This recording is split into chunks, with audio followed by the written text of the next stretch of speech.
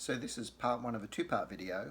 We're going to cover off some basic techniques, and then the second video we're going to look at a couple of songs. So Breakdown by Tom Petty, Sweet Home Alabama by Leonard Skinner, and Margaritaville. So let's start with the basics though. So with the right hand, alternating these two fingers and resting your thumb on the pickup.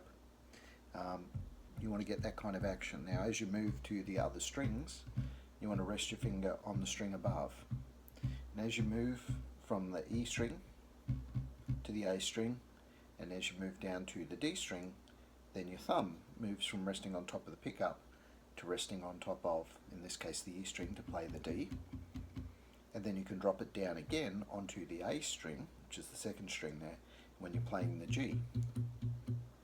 So that's, you can kind of see where my thumb is there, to play that high G string. Now the left hand, the idea is to keep your fingers spread out as much as possible, and you achieve this by breaking your wrist, not literally of course, and you want to aim to try and get one finger per fret. So in this case I've got my first finger on the G, which is the third fret of the E string, then I've got my middle finger on the G sharp, I've got my ring finger on the A, and I can stretch my little finger out here and just grab that B flat or the A sharp. So the idea is if you keep your fingers one finger per fret, you can get an awful lot of notes without having to move too far. And when you lift your fingers off to move them, because they are going to move around, then you don't want to have them flying out here. You want to try and keep them as tight as possible and just move them the minimum amount. So let's take a look now at a scale, a way to practice keeping this hand and this hand in sync. So start with your middle finger and put it on the third fret of the E string. That note is G. And play it. Now reach out with your little finger and hit the fifth fret of the E string. That's A. Reach out with your first finger and hit the second fret of the A string. That's B. Now using your middle finger, hit the fret next to that, which is C. Okay, and then reach out with your little finger, hit the fifth fret of the A string, that's D. Now reach out with your first finger again. Now we're going to move down to the third string, the D string, and hit the second fret, that's E. Now here's the little catch.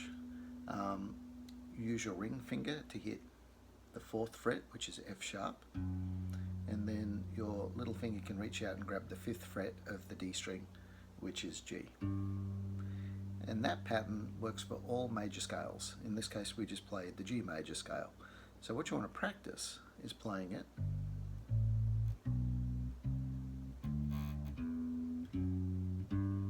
and then play backwards.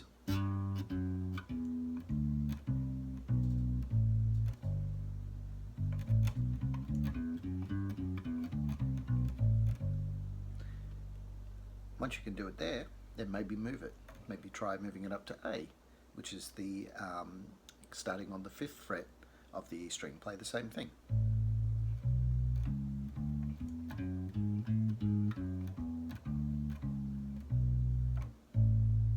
Okay.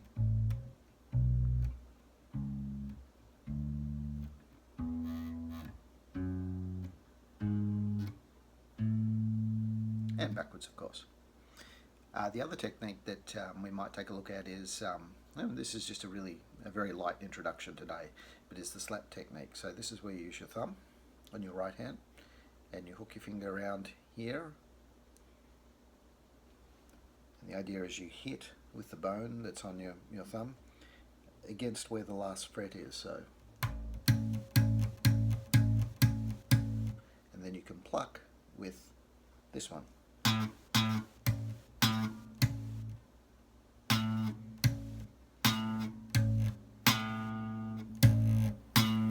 And if I don't put my fingers down really hard here, just keep them really loose, or just rest all my fingers across the strings, I can get.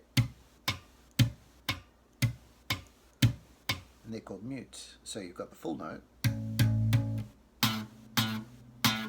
and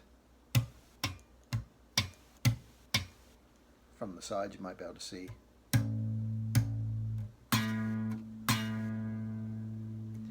Now something you can practice is a kind of classic disco riff where you make octave patterns. First finger on the C, which is the 3rd fret of the A string, and then little finger on the high C, which is the 5th fret of the G string or the 4th string, and you can play. Okay, so you take this kind of pattern and you just move it around and watch what happens.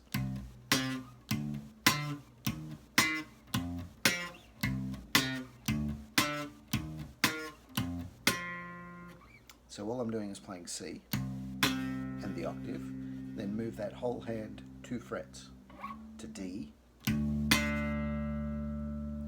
move it 1 fret, and then 2 frets. And then just backwards and forwards with this hand.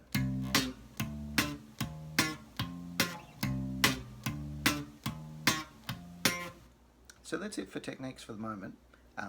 Take a look at my next video and we'll go through some simple ways of playing a couple of popular songs.